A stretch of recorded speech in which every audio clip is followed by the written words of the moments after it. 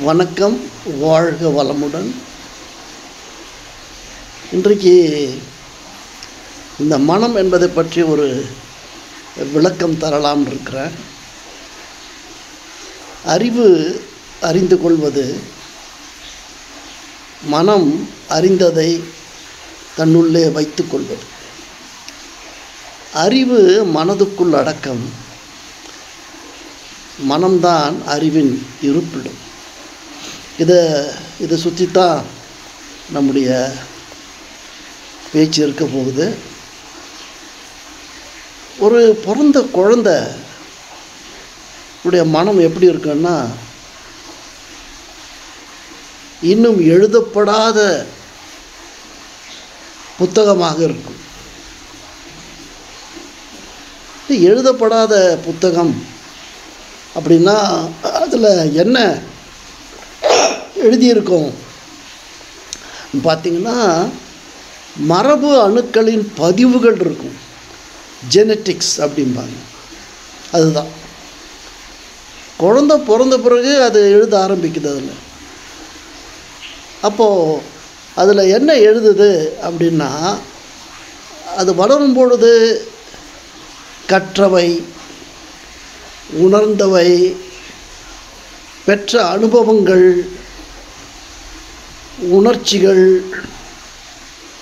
அதால் நிரப்பப்படுது.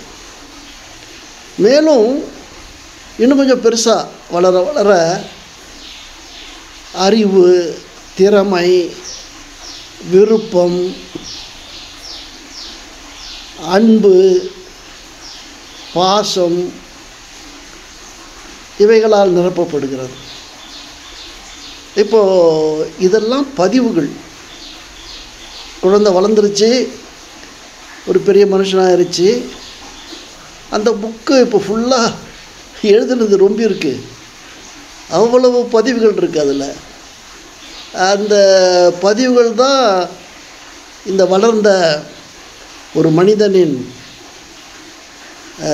எஸ்ஓபி அப்படின்னா standard operating procedure.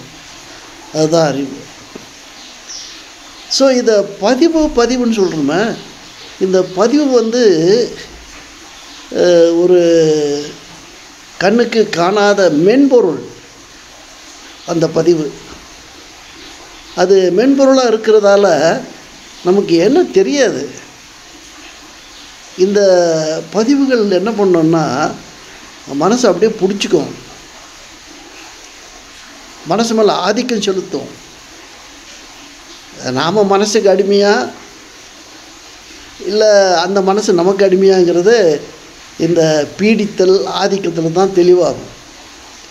அப்படி அந்த பதிவுகள் இருக்கும் பொழுது அதில் கூடுதல் இருக்கும், பிரிதல் இருக்கும். என்னது கூடுதல் சேருதல் அப்படின்னா, நீங்கள் ஞாபகப்படுத்தி கவனிக்கிறீங்களே, அதெல்லாம் கூடுதல். மறுபடியும் பிரிதல் அப்படிங்கிறது என்னென்னா மறந்து விடுவது, மறத்தல்.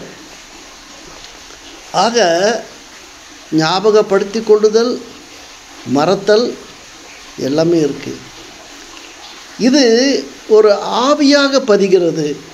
எதுக்கு இந்த வார்த்தை ஆவி யூஸ் பண்ணாங்க அப்படின்னா, அது கண்ணுக்கு தெரியாதது இல்லைங்களா, மென்பொருள் இல்லைங்களா. இந்த ஆவியை தான் ஆங்கிலத்தில் ஸ்பிரிட்டும்பாங்க. இந்த ஆவினா நம்ம எதோ நினச்சிக்கிட்டோம், பேய், பூதம், பிசாசு அப்படின்னு. அது இல்லை. இது அந்த பதிவுகளின் தொகுப்பு. அந்த ஸ்பிரிட் டீல் பண்ணுறதால இதுக்கு இன்னொரு பேர் இருக்குது, ஸ்பிரிச்சுவாலிட்டி அப்படின்னு. ஆக உங்கள் மனதில் இருக்கக்கூடிய அந்த பதிவுகளின் தொகுப்புக்குத்தான் ஆன்மா அப்படின்னு ஒரு பேர் வேறு இருக்குது. அதுக்கு வேறு பேர் என்ன இருக்குது, ஆன்மா. ஆக அந்த பதிவுகள் தான் நம்ம மூளை வழியாக செயல்படுகிறது. இப்போ மூளையில் பாதிப்பு ஏற்பட்டால் அந்த தொடர்பு கட்டாயிடும், மனசு வேலை செய்யாது. அதுதான் விஞ்ஞானத்தில் அதனால் விஞ்ஞானத்தில் வந்து மனம்னா மூளை தான் எடுத்துக்கிறேன். ஆனால் மனம் என்பது மூளை வழியாக செயல்படுகிறது. அதை நம்ம புரிஞ்சுக்கணும்.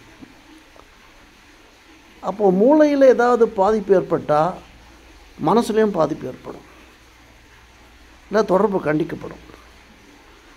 ஆக விஞ்ஞானிகளுக்கு மூளைதான் மனம், மெஞ்ஞானிகளுக்கு மனம்தான் மனிதன். மனம் என்றால் மனிதம், மனிதம் உள்ளவன் மனிதன். இந்த மனம் பதிவுகளின் தொகுப்பு. அதுதான் நம்முடைய ஒவ்வொரு மனிதனுக்கும் உரிய ஆப்ரேட்டிங் மேனுவல். அதை இப்போது என்னுடைய வாழ்க்கை எப்படி நடக்குதுன்னா, என்னுடைய மனத்தில் உள்ள பதிவுகள் வழியாக நடக்குது. பதிவுகள் மாறிக்கொண்டே இருக்கும். பதிவுகள் சேரும், பதிவுகள் பிரியும், அது இயல்பு. ஆக வயது கூட கூட புத்தகத்திலே மாற்றங்கள் ஏற்படும், புத்தக பதிவிலே மாற்றங்கள் ஏற்படும். அந்த பதிவுகளுக்கு ஏற்ப நம் வாழ்க்கையை நடத்துகிறோம். ஆக அன்பர்களே, மனதை நாம் புரிந்து கொள்வோம், மனதை நாம் நல்வழிக்கு பழக்குவோம், பயன் பெறுவோம். வாழ்க வளமுடன். என்னுடைய பெயர் மாதவன். நீங்கள் ஏதாவது சந்தேகங்கள் இருந்தால் என்னை தொடர்பு கொள்ளலாம். நன்றி. மீண்டும் சந்திப்போம்.